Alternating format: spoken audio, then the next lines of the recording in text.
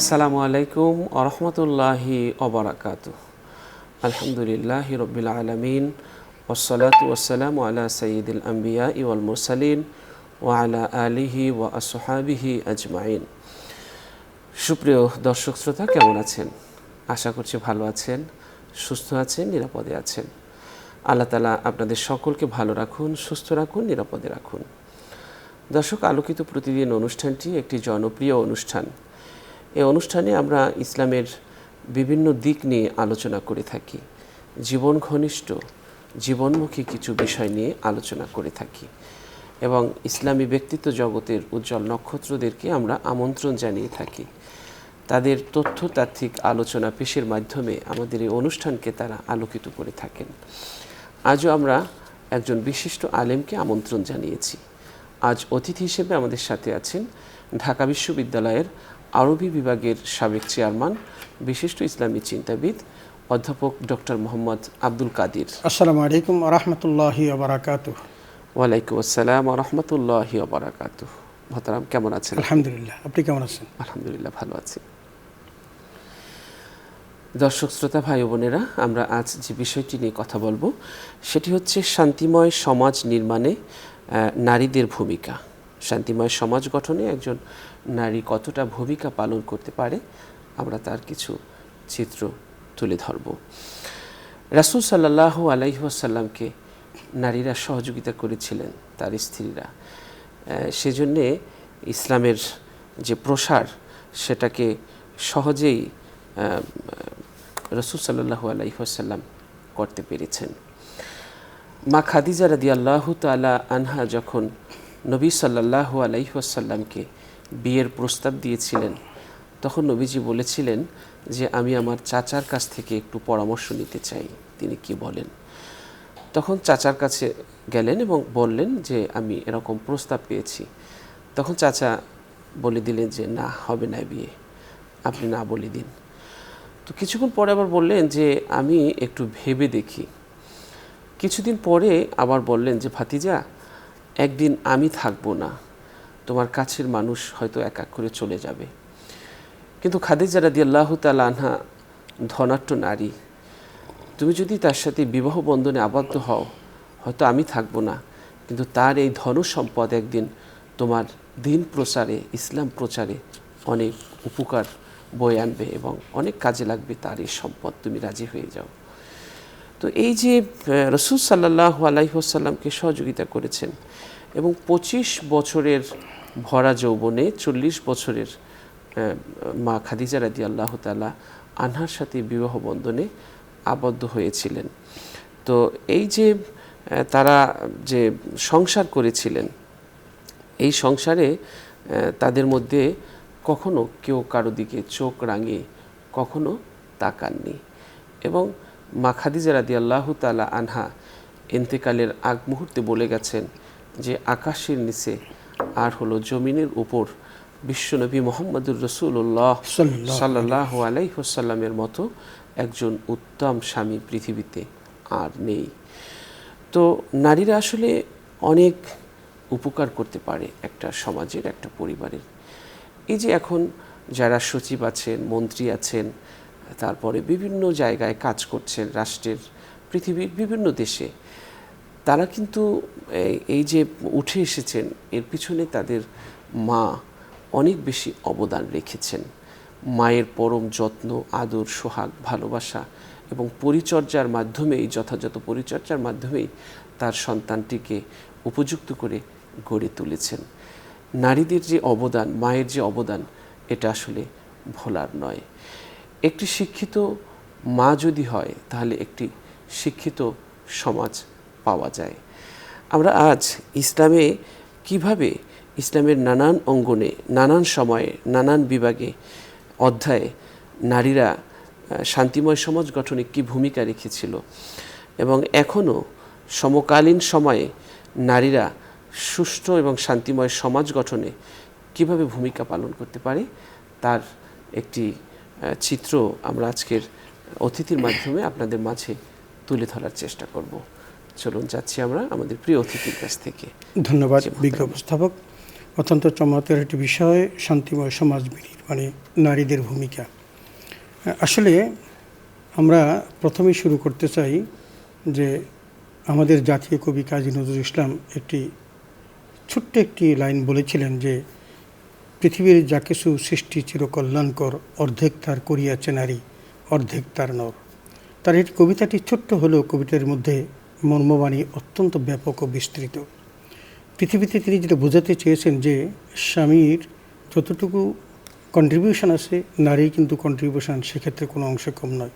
পুরুষের কন্ট্রিবিউশনের চেয়ে নারী কন্ট্রিবিউশনটা কোনোভাবেই ছোট নয় এবং ছোট করে দেখার কোনো সুযোগও নেই। এই জন্য আমরা দেখি যে রাসূল আকরাম সাল্লাল্লাহু আলাইহি ওয়াসাল্লাম নারীর সম্মানের জন্য সবচেয়ে বড় সংগ্রামটা করেছেন। আমরা যদি সেই জাহেলি যুগের দুই একটা চিত্র নিয়ে আসি, সেখানে আমরা দেখেছি যে রাসূল আকরাম সাল্লাল্লাহু আলাইহি ওয়াসাল্লামের কাছে আল্লাহ তাআলা জানিয়ে দিলেন সূরা নাহলের ৫৮ নম্বর আয়াতে, ওয়াইদা বুশশিরা আহাদুহুম বিল উনসা যাল্লা ওয়াজহুহু মুসওয়াদ্দান ওয়া হুয়া কাযীম।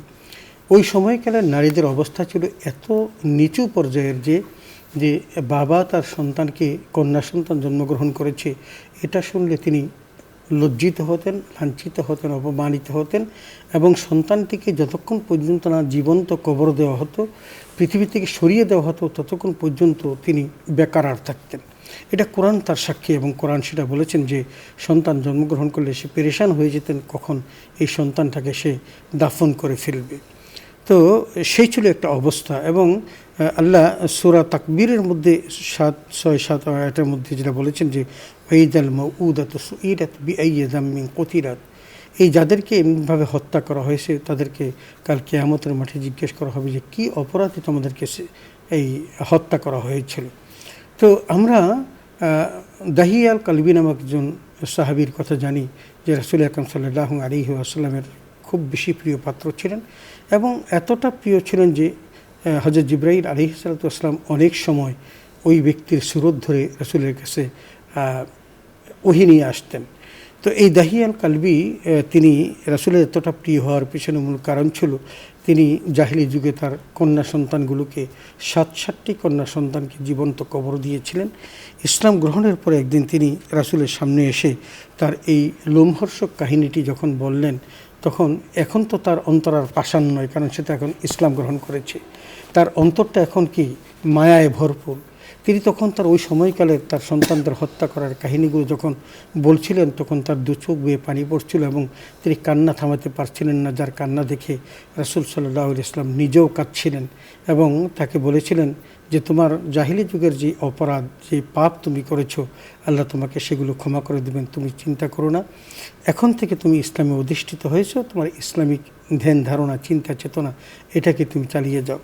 তো সেই দাহিয়াল কালবি রাসূল আকরাম সাল্লাল্লাহু আলাইহি ওয়াসাল্লামের একেবারেই খুব কাছের হয়েছিলেন এবং জিবরাইল তার সুরত ধরে তার কাছে ওহী নিয়ে আসতেন।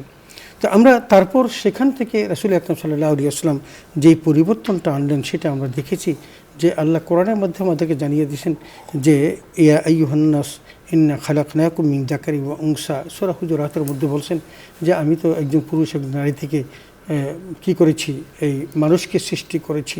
তো এখন এই যে পুরুষ এবং নারী উভয়ের কথা বলার মূল কারণটা হলো যে কন্ট্রিবিউশনের দিক থেকে সন্তান জন্মগ্রহণ করেছে, এতে যে সব বাবারই এই কন্ট্রিবিউশন তা না, এখানে মায়েরও কন্ট্রিবিউশন আছে। তার মানে পৃথিবীতে মানুষ আসার পিছনে বাবার যতটুকু অবদান, সেখানে মায়ের অবদান কোনো অংশে কম নয়। বিশেষ করে কোনো কোনো জায়গাতে আল্লাহ তাআলা মায়ের অবদানটাকে আরও বেশি করে তুলে ধরেছেন। যেমন সূরা লোকমানের মধ্যে ১৭ নম্বর আয়াতে আল্লাহ তাআলা বলছেন যে ওয়াসাইনাল ইনসানা বিওয়ালিদাইহি হামালাতহু উম্মুহু ওয়াহনান আলা ওয়াহনিন। একটু চিন্তা করে দেখুন যে ওখানে মায়ের কথাটা আল্লাহ একেবারেই স্পষ্ট করে বলে আল্লাহই বলছেন যে মা তাকে কষ্টের পর কষ্ট করে গর্ভে ধারণ করেছে, অফেসালহু ফি আমাইন, এবং তাকে দুধ পান করিয়েছে ২ বছর। তো এই যে দুধ পান করানো এবং এই কষ্ট করে গর্ভে ধারণ করাটা, আমি যদি আপনাকে এভাবে বলি যে ধরেন একটা পরিণত বয়সের বাচ্চার যদি ২-২.৫ কেজি ওজনও হয়, আপনি ২-২.৫ কেজি ওজন একটা বাটখারা দিয়ে আপনি সারাদিন চলেন তো দেখি ২৪ ঘন্টা পারেন কিনা। কিন্তু তিনি তো এই বাটখারা বা তার মানে এই ওজনটা বহন করে তিনি সমস্ত পরিবারের কাজগুলো সব করছেন। এবং আমাদের গ্রামের মা বোনরা কিন্তু ওই পুকুর থেকে পানি ভরে এনে কলসি ভরে বাসায় রাখেন। আচ্ছা আপনি বলুন, আপনি পুরুষ হয়ে আপনি শুধু সন্তানটাকে কী করেছেন, মায়ের গর্ভে স্থান দিয়েছেন, কিন্তু এই যে 10 মাস 10 দিন রাখার যে জায়গাটা, যে কন্ট্রিবিউশনটা, এটা কিন্তু কখনো ভোলার মতো নয়। এই জন্য আমরা একজন গায়কের একটা গান আমার কাছে খুব মনে পড়ে, যিনি খুব চমৎকারভাবে বলছিলেন যে মায়ের এক ধার দুধের দাম, কাটিয়া গায়ের চাম, পাপস বানের ঋণ শোধ হবে না, এমন দরদি হবে কেউ হবে না আমার মাগো। তার মানে তিনি বোঝাতে চাচ্ছেন যে ওই যে মায়ের যে দুধের দাম, এটা সারা জীবন চেষ্টা করলেও সেই দুধের দাম শোধ হওয়ার মতো নয়। তো এই যে আল্লাহ তাআলা কী করেছেন, আল্লাহ তাআলা নারী এবং পুরুষ উভয়কে কোনোভাবেই কিন্তু কী করেন নাই, আলাদা করেন নাই। যেমন দেখুন বলছেন লিউআযযিবাল্লাহুল মুনাফিকিন ওয়াল মুনাফিকাত ওয়াল মুশরিকিনা ওয়াল মুশরিকাত। এখানে শুধু মুশরিকের কথা বলেন নাই, মুনাফিকের কথা বলেন নাই।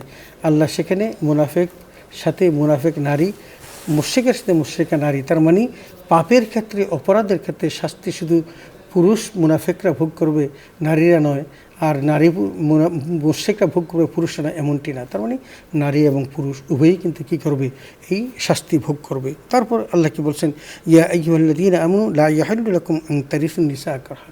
যেমন আমাদের সমাজের মধ্যে কিছু মানুষ আছে, একসময় ছিল জাহিরি যুগে কেউ যদি তার স্বামী মারা যেত তখন পরিবারের লোকজন তাকে ব্যবস্থা করে, কারণ সম্পত্তির ভাগ পাবে, এটা না দেওয়ার জন্য ভাতিজা ভাতিজি কারো কাছে বিয়ে শাদী দিয়ে তাকে রেখে দিত, অথবা তাকে সারা জীবনের জন্য রেখে দিত যে তাকে আর বিয়ে দেওয়া যাবে না, সে এই বাড়িতেই থাকবে। এরকম অনেক ঘটনা আমরা দেখেছি। অনেক পরিবারে স্বতঃস্ফূর্ত হয়েই কিন্তু 5 বছর সংসার করেছেন, 2-3টা বাচ্চা হয়েছেন। তারপরে আমি আমার বড় ভাইয়ের শালী তাকে দেখেছি, 5 বছর বয়সে 3টা বাচ্চা হওয়ার পর স্বামী মারা গেছে, আর জীবনে বিয়ে বসেন নেই, আর ওই ফ্যামিলিও তাকে ছাড়েন নাই যে তুমি চলে যাও। কিন্তু এই যে তার কন্ট্রিবিউশনটা, এই সন্তানের দিকে তাকিয়ে সারাটা জীবন তিনি তার সমস্ত সুখ স্বাচ্ছন্দ্য আহ্লাদ তিনি ভুলে গেলেন, এটা কিন্তু কোনো অংশে কম নয়। এই জন্য নারীদের কন্ট্রিবিউশন, আমরা যেটা বলতে চাচ্ছি যে তাদের এই কন্ট্রিবিউশনটা অত্যন্ত ব্যাপক ও বিস্তৃত। এই জন্য তারা কি পেতে পারে, তারা আমাদের সমাজের মধ্যে যে অংশীদারিত্ব, সেই অংশীদারিত্বের ক্ষেত্রে সে মিরাজও পেতে পারে। এই জন্য আল্লাহ তাআলা পুরুষকে বলেছেন মিরাসের কথা, নারীকেও বলেছেন লিরিজালি নাসিবু মিম্মা তারাকাল ওয়ালিদানি ওয়াল আকরাবুন ওয়া লিন-নিসাই নাসিবু মিম্মা তারাকাল ওয়ালিদানি ওয়াল আকরাবুন মিম্মা কাল্লা মিনহু আও কাসুরা নাসিবাম মাফরুদা। এখানে আল্লাহ স্পষ্ট করেছেন পুরুষ যেমন তার পিতামাতা, আত্মীয়স্বজনের, মৃত আত্মীয়স্বজনের সম্পত্তির ভাগ পাবে, নারীও ঠিক তেমনি পাবে, কম হোক আর বেশি। এবং আমরা মিরাসের ক্ষেত্রে বন্টনটা আমরা ঠিক তেমনই দেখেছি। আল্লাহ তাআলা বলছেন লিয-যাকারি মিসলু হাজ্জিল উনসাইয়াইন।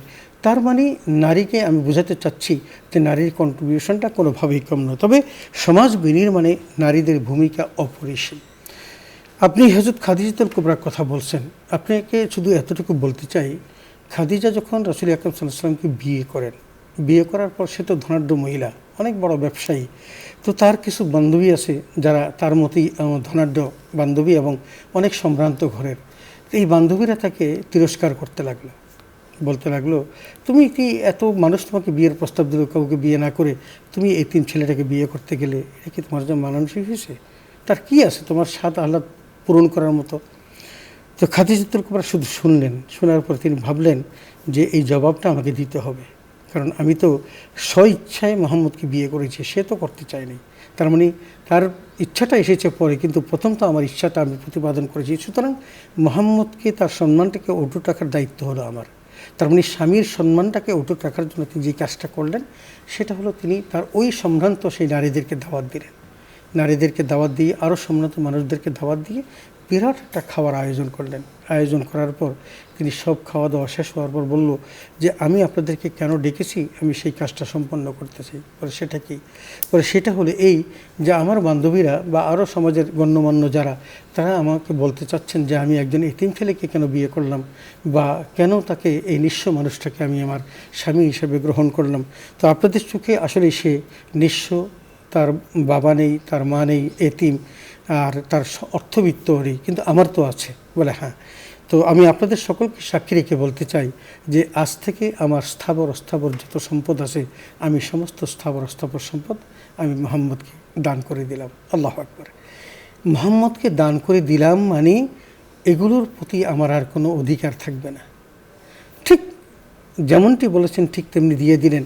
এবং তিনি পরক্ষণেই তাদের সকলকে লক্ষ্য করে বললেন, আচ্ছা এখন কি আর বলা যাবে যে মুহাম্মদ অর্থবিত্তহীন? এখন কি আর বলা যাবে সে অনাথ অসহায়? সুতরাং আমি তোমাদের কাছ থেকে আর শুনতে চাই না, মুহাম্মদ এখন আমার সমস্ত সম্পদের মালিক। তো এই যে রাসূল আকরাম সাল্লাল্লাহু আলাইহি ওয়াসাল্লামের সম্মানকে যে চির উচ্চে আসীন করার জন্য খাদিজাতুল কুবরা এই কাজটি করেছিলেন, এটা ছিল একটা বিশাল কাজ। তারপর যে কাজটি আমরা দেখি যে খাদিজাতুল কুবরা রাদিয়াল্লাহু তাআলা রাসূল আকরাম সাল্লাল্লাহু আলাইহি ওয়াসাল্লামের দুঃসময়ের সাথী, এবং দুঃসময়ে তিনি রাসূল আকরাম সাল্লাল্লাহু আলাইহি ওয়াসাল্লামকে সবচেয়ে বেশি কন্ট্রিবিউট করেছেন। আমি একটা কথা না বলেই পারছি না যে রাসূলুল্লাহ সাল্লাল্লাহু আলাইহি ওয়াসাল্লাম যখন কি করলেন, তিনি যখন পরিণত বয়স, তার মানে 40 বছর বয়সে উপনীত হলেন, তখন আল্লাহ তাকে রেসালাত দিলেন। তিনি গারে হেরাতে গেলেন, সেখানে ধ্যানে মগ্ন ছিলেন, পৃথিবী নিয়ে তিনি ভাবতে শুরু করলেন। সেই ভাবনাটা হলো, আল্লাহ এই জগৎ সংসার কেন সৃষ্টি করলেন, আমাকেই বা কেন সৃষ্টি করলেন, এই জগতের মানুষগুলো যে আসতেছে যাচ্ছে, কেন আসছে কেন যাচ্ছে, এই সমস্ত বিষয়গুলো নিগুড়ভাবে পর্যবেক্ষণ করার জন্য তিনি গারে হেরাতে গেলেন। আচ্ছা, আমি দুটো জিনিস এই গারে হেরাত থেকে আপনাদেরকে বলতে চাই। সেটা হলো এই, আমরা যারা হজ করতে গিয়েছি, আপনি তো প্রতি বছর যান, এবং অনেক অনেক হাজি সাহেবরা আছেন প্রতি বছর যাওয়ার চেষ্টা করেন, আল্লাহ যাদেরকে তৌফিক দিয়েছেন। তার বাইরেও অনেক আছেন যে তারা প্রতি বছর 2-3 বার উমরা করেন, এবং তাদের একটা স্বাদ জাগে, কারণ উমরাতে গেলে বেশি কাজ থাকে না, সেই হিসেবে তাদের একটা স্বাদ জাগে যে রাসূলের জীবনের দর্শনীয় যে স্থানগুলো সেগুলো একটু দেখার। অনেকেই গারে হেরাতে যান, এবং সেই 2600 ফুট উপরে গারে হেরা। আচ্ছা বলুন তো, আজকের এই প্রেক্ষাপটে পেট্রো-ডলারের মালিক, দিনারের মালিক যেই সৌদি আরব, যারা রিয়াল খরচ করতেছে পানির মতো, সেই মানুষগুলো এই উপরে ওঠার জন্য, গাড়ি হেরাতে ওঠার জন্য কত রকমের বিহিত ব্যবস্থা করেছেন। সেই বিহিত ব্যবস্থার পরেও কি অ্যাভেলেবল মানুষের পক্ষে 100 জনের মধ্যে কি একজনও যেতে পারেন? যেতে পারেন না। তারা যাওয়ার সাধ্য রাখেন না, সাহসও রাখেন না। আমি কোনোবারও চেষ্টা করে নিচ থেকে দেখেছি, একবার শুধু গিয়েছিলাম 2010 আল্লাহু সালে। আকবার, তাহলে বিশাল সৌভাগ্য। 385 ফিট উঁচু, 5400 মিটার হলো জাবালে সুর, আর জাবালে নূর হলো 385 মিটার। আচ্ছা বলুন, এটাতে উঠা এখনও কষ্টকর। আমি বলতে চাচ্ছি ওই কথাটা, যে এই জায়গাটাতে উঠা এখনও কষ্টকর, কিন্তু অনেক সময় গিয়েছে যে খাদিজাতুল কুবরা রাদিয়াল্লাহু তাআলা আনহা নিজে ওই বয়সে, তখন তার বয়স কিন্তু 50 বছর, 55 বছর। তো 55 বছর বয়সে খাদিজাতুল কুবরা ওই জায়গাতে গিয়ে নবীজিকে খানা দিয়ে আসতেন। আচ্ছা বলুন তো, এই কন্ট্রিবিউশনটা পৃথিবীর কোনো নারীর পক্ষে কি সম্ভব? পারবেন? এবং তার এই কাজ দেখে, পরিশ্রম দেখে আল্লাহ তাআলা খুশি হয়ে জিবরাইলের মাধ্যমে সালাম পাঠিয়েছেন। আল্লাহু আকবার। যিনি পৃথিবীতে আল্লাহর পক্ষ থেকে সালাম পেয়েছেন, তিনি হলেন খাদিজাতুল কুবরা রাদিয়াল্লাহু তাআলা আনহা। তাহলে এই যে নারীর কন্ট্রিবিউশন বলতে আমরা খাদিজার কন্ট্রিবিউশনটা আমরা ভুলে যেতে পারি? এরপর আসেন, আমি সেখানে আরেকটা বিষয় বলতে চাচ্ছিলাম, যে ওখান থেকে রাসূল আকরাম সাল্লাল্লাহু আলাইহি ওয়াসাল্লাম যখন গারে হেরাত থেকে ধর্ম পেলেন, কোরআন পেলেন, ইকরা বিসমি রাব্বিকাল্লাযী খালাক, এখানে 5টি আয়াত পেলেন সূরা আলাকের। তিনি যখন আসছিলেন, এসে তিনি ভয় পেয়ে গেলেন, এবং তিনি এমনটা ভয় পেলেন যে ওই ভয়ে তিনি কি করতে পারলেন, খাদিজাকে বললেন, আমাকে তুমি চাদর দিয়ে আবৃত করো। খাদিজাতুল কুবরা চাদর দিয়ে আবৃত করলেন, কিন্তু তার পেরেশানি দূর হচ্ছে না। তার এই বেকারার অবস্থা দেখে খাদিজাতুল কুবরা তাকে যে সান্ত্বনার বাণীগুলো শুনিয়েছিলেন, সেটা হলো আল্লাহু লা ইয়াখযিকাল্লাহু আবাদা, যে আল্লাহ তাকে কোশ্চিনকালও অপমানিত করবেন না, লজ্জিত করবেন না। তার মানে কতটা বিশ্বাস থাকলে নবীজির প্রতি তিনি এই কথা বলতে পারেন যে আপনি যে 5টি কাজ করেন, লাতাসিলুর রাহিম, আপনি আত্মীয়তার সম্পর্ক রক্ষা করেন, আর ওয়াতাসদিকুল হাদিস, আপনি সত্য কথা বলেন, এবং তাহমিলুল কাল্লা, আপনি অন্যের বোঝা বহন করেন, এবং ওয়াতাসুল মাদুমা, যারা নিঃস্ব অসহায় তাদের জন্য আপনি কাজ করেন, ওয়াতুইনু আলা নওয়াইবিল হক, এবং আপনি সত্যকে প্রতিষ্ঠা করার জন্য আপনি সাহায্য সহযোগিতার হাত বাড়িয়ে দেন। এই যে 5টি কাজ করেন, পৃথিবীতে এই 5টি কাজের চেয়ে উত্তম আর কোনো কাজ হতে পারে না। যেহেতু এই কাজগুলো আপনি অ্যাভেলেবল করে আসছেন আপনার পরিবারের মধ্যে, পরিবারের বাহিরে, সুতরাং আমার বিশ্বাস আল্লাহ তাআলা আপনাকে কখনো অপমানিত করবেন না। এই কথাটুকু কিন্তু রাসূল আকরাম সাল্লাল্লাহু আলাইহি ওয়াসাল্লামকে সান্ত্বনা দিয়েছেন হযরত খাদিজাতুল কুবরা রাদিয়াল্লাহু তাআলা আনহা। ইসলামী জগতে যদি আমরা এইভাবে নারীদের আসলে অবদান, আপনি যেটা বলছেন, এটা আসলে একটা অনুষ্ঠানে আমরা শেষ করতে পারবো না। নারীদের অবদানের কথা আসলে আমরা কখনো শেষ করা সম্ভব নয়। প্রিয় দর্শক শ্রোতাদের উদ্দেশ্যে আমরা আরেকটু যোগ করতে চাই, সেটা হলো রাসূল সাল্লাল্লাহু আলাইহি ওয়াসাল্লামের প্রিয়তমা স্ত্রী আয়েশা সিদ্দিকা রাদিয়াল্লাহু তাআলা আনহার জ্ঞানের কাছে অনেক অভিজ্ঞ সাহাবীরাও হার মেনেছিলেন। শিক্ষাক্ষেত্রে মুসলিম নারীদের অসামান্য অবদান নিয়ে 43 খণ্ডের বিশাল এক বিশ্বকোষ রচনা করেছেন ক্যামব্রিজ ইসলামিক কলেজের ডিন ডক্টর মোহাম্মদ আকরাম নদভী। তাতে 10,000-এরও বেশি নারী হাদিস বিশারদ এবং শিক্ষাবিদদের জীবন কর্ম তুলে ধরা হয়। রাসূল সাল্লাল্লাহু আলাইহি ওয়াসাল্লামের যুগে নারীরা ব্যবসা বাণিজ্য করতেন, চিকিৎসক হিসেবেও নারী ব্যাপক অবদান রেখেছেন। নারী সাহাবী উম্মে সুলাইমের নেতৃত্বে যুদ্ধাহতদের চিকিৎসা দেওয়া হতো। সে যুগে কৃষিকাজেও নারী অংশগ্রহণ করেছিল। হস্তশিল্পের মাধ্যমে নারীরা অর্থ উপার্জন করতেন। ওমর রাদিয়াল্লাহু তাআলা আনহু এর যুগে প্রখ্যাত আইনজ্ঞ শিফা বিনতে আব্দুল্লাহকে আদালতের গুরুত্বপূর্ণ দায়িত্বে নিয়োগ দেওয়া হয়। আলী রাদিয়াল্লাহু তাআলা আনহুর যুগে আয়েশা রাদিয়াল্লাহু তাআলা আনহা এর ভূমিকা নারীর রাজনীতিতে অংশগ্রহণের উৎকৃষ্ট উদাহরণ।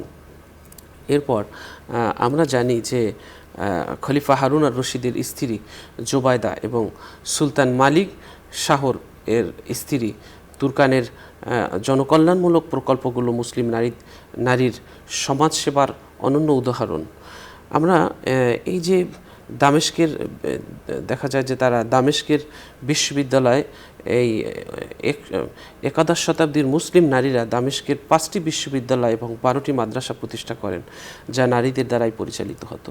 তাছাড়া স্পেনের আয়েশা বিনতে আহমদ ছিলেন বিখ্যাত ক্যালিগ্রাফার, লুবনি ছিলেন ভাষাবিদ এবং রাবিয়া কাসিসা ছিলেন প্রসিদ্ধ বক্তা। সমাজে নারীর অসামান্য অবদানের প্রেক্ষিতেই বিখ্যাত মুসলিম স্কলার ইবনুল কাইয়িম রহমতুল্লাহি আলাইহি বলেন, সমাজের অর্ধেকই নারী, বাকি অর্ধেকেরই জন্ম দেন নারী। তাই নারীরাই যেন পুরো সমাজ। বাকি অর্ধেকেরও জন্ম দেন নারী, তাই নারীরাই যেন পুরো সমাজ। তো আমরা এই যে নারীদের অবদান, এটা আসলে ইসলামের ইতিহাসে অনস্বীকার্য। এটি প্রথম যুগ থেকেই বিভিন্ন পেশায় যুক্ত হয়ে নারীর আর্থসামাজিক উন্নয়নে নারীদের উন্নয়নে যে অংশীদারিত্ব, এটা আসলে কখনো ভোলা যাবে না। হাজার বছরের মুসলিম শাসনের ইতিহাসে নারীরা পর্দা, শালীনতা বজায় রেখে জ্ঞান চর্চা, সমাজসেবা এবং অর্থনীতিতে ব্যাপক ভূমিকা রেখেছেন। রাসূল সাল্লাল্লাহু আলাইহি ওয়াসাল্লাম বিভিন্নভাবে নারীদের জ্ঞান চর্চায় উদ্বুদ্ধ করেছেন। তার যুগে অনেক প্রাজ্ঞ নারী সাহাবী ছিলেন এবং তারা নারীদের বিভিন্ন মাসাইল এবং গুরুত্বপূর্ণ যে বিষয়াশয় ছিল সেগুলোর সমাধান তারা করেছেন। তো আমরা দেখছি যে বর্তমান সময়েও পৃথিবীতে নারীদের ভূমিকা আসলে অস্বীকার করার নয়। তো নারীদের যে এই ভূমিকাটা এবং নারীদের যে একটি সুন্দর সুষ্ঠু সমাজ গঠনে তারা যে ভূমিকা রাখতে পারে, এইটার আসলে কৃতজ্ঞতা প্রকাশটা আমাদের করতে হবে। এবং নারীরাই একটি সমাজকে সুন্দর করতে পারে এবং একটি পরিবার নির্ভর করে ভালো মন্দ, শান্তি অশান্তি একজন গৃহকর্ত্রী, যিনি ঘরের যিনি মুরব্বী, তার উপরে। তো সে যদি ভালো হয় এবং সে যদি ভালোভাবে টেক কেয়ার করতে পারে, তাহলে ওই পরিবারটা সুখী হয়। এবং দেখা যায় যে একটা পরিবারে একটা মায়ের 5টি-6টি সন্তান, তাদেরকে সবাইকে মানে হাড় ভাঙা পরিশ্রম করে তারা লেখাপড়া শিখিয়ে মানে প্রথম শ্রেণীর কর্মকর্তা বানান এবং বড় বড় পর্যায়ে যে আছেন, এদের পিছনে মা বাবার পরিশ্রম অনেক, খেয়ে না খেয়ে, নারকেল বিক্রি করে, সুপারি বিক্রি করে, ডিম বিক্রি করে টাকা জমিয়ে তারা এই সন্তানদেরকে মানুষ করেন। তো এই নারীদেরকে আমাদের উদ্বুদ্ধ করতে হবে এবং নারীরা যেন শালীনতার মধ্যে থেকে আরও বেশি অবদান রাখতে পারে, সেজন্য আমাদের আরও বেশি উদ্বুদ্ধ করতে হবে। দর্শক, চলুন আমরা অতিথির কাছ থেকে তার শেষ মন্তব্য শুনে নিচ্ছি। জি, আমি সর্বশেষ যেটা বলবো সেটা হলো এই জগৎ কীর্তিমান হয়েছে পুরুষ দ্বারা যেমন, নারী দ্বারাও তেমন। নারীরা আমাদের পৃথিবীতে সবচেয়ে বড় কন্ট্রিবিউটার এই কারণে যে কারণ তারা তাদের জীবন বাজি রেখে সন্তানকে পৃথিবীতে নিয়ে আসেন। আজকে প্রযুক্তির যুগে হয়তো সার্জারি করে সন্তান বের করা যায়, কিন্তু একটা সময় ছিল এই ব্যবস্থাটুকু ছিল না, কিন্তু অনেক নারীরা তখন সন্তান জন্ম দিতে গিয়ে তার জীবনটা দিয়েছেন। এই যে তাদের কন্ট্রিবিউশনটা, এটা অনেক বড় কন্ট্রিবিউশন। পরিবারের মধ্যে সবচেয়ে বড় যিনি সন্তানের প্রতি তাকান সেটা হলো মা, কারণ মা তাকে 2 বছর দুধ পান করান। বড় হওয়ার পর মায়ের কাছ থেকে সে প্রথম শিক্ষাটা পায় এবং মাই হলো তার প্রথম শিক্ষাগুরু, এবং মার কাছ থেকেই প্রথম সে মা ডাক যেমন শিখে, ঠিক তেমনি কালেমার সংবাদটাও ডাকতেও তার কাছ থেকেই শিখে। এমনি করে আমরা প্রতিটি অঙ্গনে যখন খুঁজি তখন মায়ের কন্ট্রিবিউশনটাকে আমরা ভুলতে পারি না। এই জন্য নেপোলিয়ন বোনাপার্টের সেই কথাটাই আমাদের মনে পড়ে, বারবার মনে রাখতে হয় যে তোমরা আমাকে একটা শিক্ষিত মা দাও, আমি তোমাদের একটি শিক্ষিত জাতি উপহার দেব। আল্লাহ তাআলা আমাদের সকলকে তৌফিক দান করুন। নারীদের যত মায়েরা এই অনুষ্ঠান শুনেছেন সকলকে আরও বেশি সমাজ গঠনে, শান্তিময় সমাজ গঠনে ভূমিকা রাখার তৌফিক দান করুন। অনেক অনেক ধন্যবাদ মোহতারাম। দর্শক, আমরা অনুষ্ঠানের এই পর্যায়ে একটি মোনাজাত করব। আপনারাও চাইলে আমাদের সাথে মোনাজাতে শরীক হতে পারবেন। আজ দোয়া করছেন আমাদের প্রিয় অতিথি। আল্লাহুম্মা সাল্লি আলা সাইয়্যিদিনা ওয়া নাবিয়িনা ওয়া শাফিয়িনা ওয়া হাবিবিনা ওয়া মাওলানা মুহাম্মদ সাল্লাল্লাহু আলাইহি ওয়া আলা আলিহি ওয়া আসহাবিহি ওয়া বারাকা ওয়াসাল্লাম। اللهم آمين. اللهم آمين. ربنا ظلمنا أنفسنا وإن لم تغفر لنا وترحمنا لنكونن من الخاسرين. آمين. ربنا أفرغ علينا صبرا وثبت أقدامنا وانصرنا على القوم الكافرين. رب ارحمهما كما ربياني صغيرا. ربنا هب لنا من أزواجنا وذرياتنا قرة أعين وجعلنا للمتقين إماما. اللهم ارحمنا فإنك خير الراحمين. اللهم ارزقنا فإنك خير الرازقين. اللهم ارزقنا زيارة نبيك محمد صلى الله عليه وسلم. اللهم ارفع عنا سخطك وعذابك يا رب العالمين. اللهم أنزل علينا الرحمة والبركة والسكينة. اللهم حفظنا من كل بلاء الدنيا وعذاب الآخرة. توفنا مسلما وألحقنا بالصالحين. رب العالمين. ইসলাম ও আমরা এই অনুষ্ঠানের পক্ষ থেকে আল্লাহ কোরআন ও হাদিসের আলোকে যে সকল আলোচনা করলাম, মাওলা মেহেরবানি করে আমাদের সকল আলোচনাকে তুমি কবুল করে নাও। রব্বুল আলামিনের সওয়াবটুকু তোমার হাবিব মুহাম্মদুর রাসূলুল্লাহ সাল্লাল্লাহু আলাইহি ওয়াসাল্লামের রওজা মুবারকে পৌঁছায়া দাও। तमाम साहबे करम तबीन तब ताबिईन उलमा मुतक़द्दिमीन मुताख़िरीन के अरवाफ़ के पहुँचाया दाओ। रब्बुल आलमीन मशरिक़ से मगरिब, शिमाल से जुनूब तक अल्लाह तुम्हार যত প্রিয় বান্দা বান্দি বিদায় নিয়েছে तमाम রূহে মুবারকে সবগুলো পৌঁছায়া দাও। রব্বুল আলামিন, যারা হাত তুলেছি আমাদের সাথে দেশ বিদেশ থেকে যারা হাত তুলেছেন আল্লাহ প্রত্যেকের মা বাবা ভাই বোন আত্মীয় স্বজন পাড়া প্রতিবেশী আল্লাহ খুসুসান বসুন্ধরা গ্রুপের সম্মানিত চেয়ারম্যান মহোদয়ের পরিবারের যারা এতিম হয়ে কবরে শুয়ে আছে আল্লাহ তামামের রূহে মুবারকে সবগুলো পৌঁছাইয়া দাও। রব্বুল আলামিন, হাদিয়াগুলোর বরকতে কিয়ামত পর্যন্ত তাদের কবর আযাব মাফ করে দাও। আল্লাহ তাদের কবরগুলোকে রওজাতুম মিন রিয়াজিল জান্নাত বানাইয়া দাও। রব্বুল আলামিন, তাদের কবরগুলোকে নূরুম মিন আনওয়ারিল জান্নাত বানাইয়া দাও। আল্লাহ কবরে রেখে জান্নাতের সকল নেয়ামত তাদের নসিব করে দাও। কবর, হাসর, মিজান, ফুলসেরাত পার করে সকলকে জান্নাতুল ফিরদাউসে পৌঁছাইয়া দাও। রব্বুল আলামিন, মেহেরবানি করে যারা হাত তুলেছি আমাদের প্রত্যেকের জীবনের গুনাহগুলো মাফ করে দাও। আল্লাহ অতীতের ভুলভ্রান্তি ক্ষমা করে দিয়ে বাকি জিন্দেগির জন্য হেদায়েত নসিব করে দাও।